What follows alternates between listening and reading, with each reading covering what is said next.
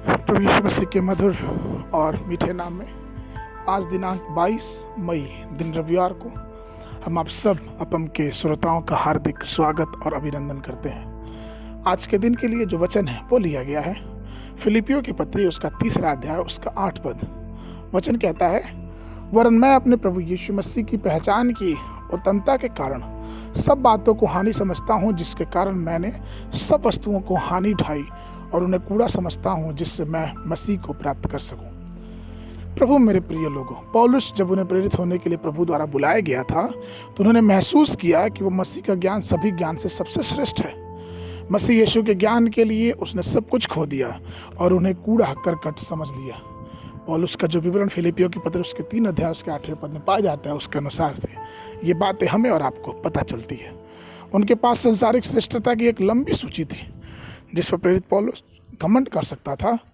वो इसराइलियों के वंश में से था, बिन्यामीन के गोत्र का था, 8वें दिन उसका खतना हुआ और मृतकों की आशा और पुनरुत्थान के विषय में वो एक फरीसी था।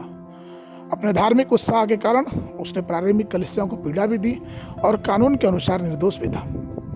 उन्होंने उस दिन के मानकों के अनुसार उच्च स्तर की शिक्षा प्राप्त की थी। अगर हम उनकी शिक्षा को मौजूदा व्यवस्था के हिसाब से देखें तो उनके पास कई पोस्ट ग्रेजुएशन और डॉक्टरेट की डिग्री भी हो सकती है और इससे कहीं ज़्यादा। लेकिन उन संसारिक श्रेष्ठता में से किसी को भी नहीं माना, क्योंकि उन्होंने महसूस किया कि मसीह का ज्ञान सबसे श्रेष्ठ है और वह उन श्रेष्ठ ज्ञान को प्राप्त करने के लिए संसारिक सब ज्ञानों को एक किनारे कर दिया और उन्होंने इस चीज को माना कि मसीह का ज्ञान मनुष्य के लिए सबसे श्रेष्ठ है।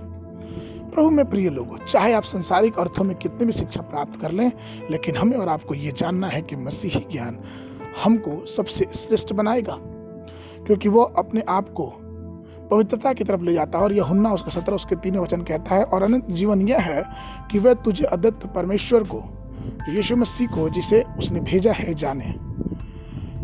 तात्पर्य यह है कि मसीह को जो अलग अलग मायने में जानना है संभव है, वह है कि वो एक परमेश्वर का पुत्र है, और दूसरी चीज हमें और आपको ये जानना है कि वो परमेश्वर है जो देह में प्रकट हुआ, जिसके विषय में पहला यूहन्ना उसके 5 उसके 20 में वचन कहता है, और यह भी जानते हैं कि परमेश्वर का पुत्र आ गया है और उसने हमें समझ दी है और हम उस सच्चे को पहचानते और उसको जो सत्य है अर्थात उसके पुत्र मसीह को जगते हैं। सच्चा परमेश्वर और अनंत जीवन यही है।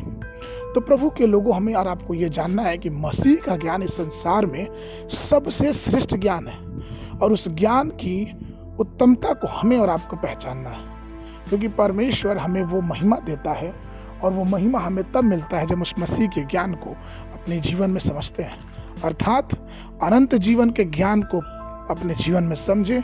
और अनंत जीवन के ज्ञान को जब हम समझेंगे तो परमेश्वर की उस अधिक समझ को प्राप्त करेंगे, क्योंकि मसीह के ज्ञान की श्रेष्ठता ही हमारे जीवन को एक और कदम मसीह के प्रेम में और मसीह के अनंत जीवन के भागी होने के लिए अपनी तरफ खींच सकता है। इसलिए आइए हम मसीह के श्रेष्ठ ज्ञान को अपने जीवन में उतारें और मसीह में दिन प्रतिदिन परिपक्व होते जाएं, जिससे अनंत जीवन हमारा और आपका हो पाए। आज के मन के लिए जो पद वो लिया गया यिर्मयाह नबी की पुस्तक उसका 33 अध्याय उसका 3 पद। वचन कहता है, मुझसे प्रार्थना करो, मैं तेरी सुन लूंगा और तुझे बड़ी बड़ी और कठिन बातें बताऊंगा जिसे तू अभी नहीं समझता।